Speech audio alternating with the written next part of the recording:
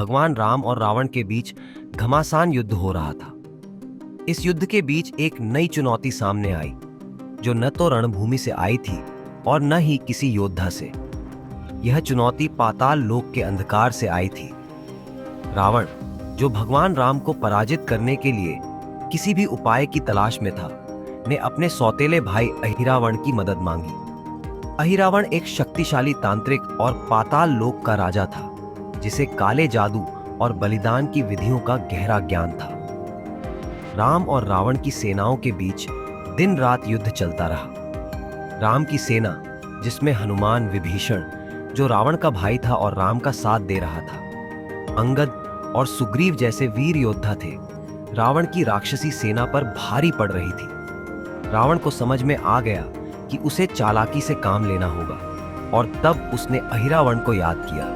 रावण ने अहिरावण को संदेश भेजा और उससे मदद की गुहार लगाई। अहिरावण ने मदद करने के लिए सहमति दे दी, लेकिन उसने एक शर्त रखी। वह सीधे राम से युद्ध नहीं करेगा, बल्कि अपने जादुई कौशल से राम और लक्ष्मण को अगवा कर लेगा। उनका बलिदान करके वह देवी महामाया को प्रसन्न करना चाहता था और रावण की विजय सुनिश्चित करना चाहता था। एक रात जब युद्ध कुछ समय के लिए रुका और दोनों सेनाएं विश्राम कर रही थीं, अहिरावण ने चुपके से रणभूमि में प्रवेश किया। उसने अपनी जादुई शक्तियों का उपयोग करके पूरी वानर सेना को गहरी नींद में डाल दिया, यहाँ तक कि हनुमान, जो राम और लक्ष्मण की रक्षा का वचन दे चुके थे, भी इस जादू से अचेत हो गए। अहिरावण ने सोते हुए राम और लक्ष्मण के शरीर उठाए और उन्हें पाताल लोक ले गया। जब सुबह हुई, हनुमान जागे और उन्होंने देखा कि पूरी सेना अव्यवस्थित है।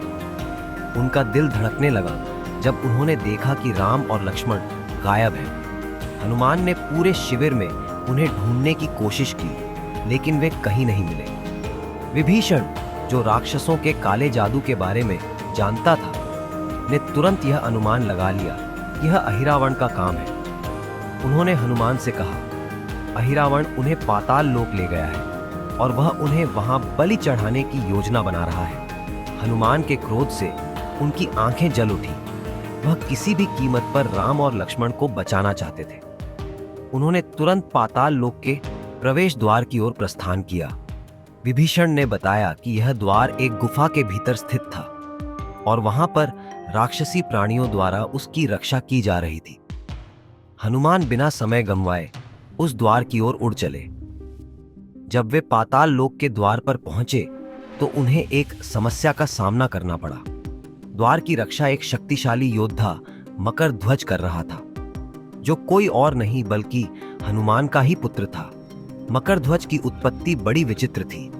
जब हनुमान ने अपने पहले के एक कारनामे के दौरान अपनी पूंछ समुद्र में डुबोई थी, तब उनके पसीने की एक बूंद समुद्र में गिर गई थी। इस बूंद को एक बड़ी मछली ने निगल लिया और उसी मछली से मकरध्वज का जन्म हुआ था। मकरध्वज, जो अपने वंश के बारे में अनजान था, ने हनुमान को चुनौती दी। उसने कहा, कोई भी पाताल में प्रवेश नहीं कर सकता जब तक कि वह मुझे हरा न दे।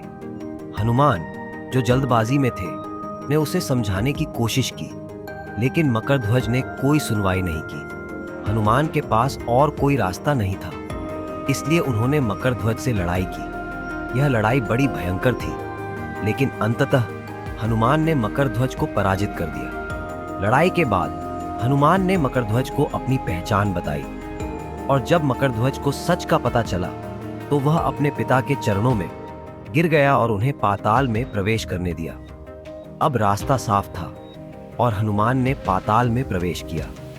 पाताल लोक एक अंधकारमय और भयावह जगह थी, जहां पर अजीबोगरीब प्राणी घूमते थे। हनुमान तेजी से चलते गए और जल्द ही उन्हें वह मंदिर दिखाई दिया जहां अहिरावण राम और लक्ष्मण की बलि चढ़ाने की तैयारी कर रहा था। जैसे जैसे वह मंदिर के करीब पहुंचे, वैसे वैसे काले जादू की शक्तियां और तीव्र होती चली गई। हनुमान समझ गए कि अब समय बहुत कम है।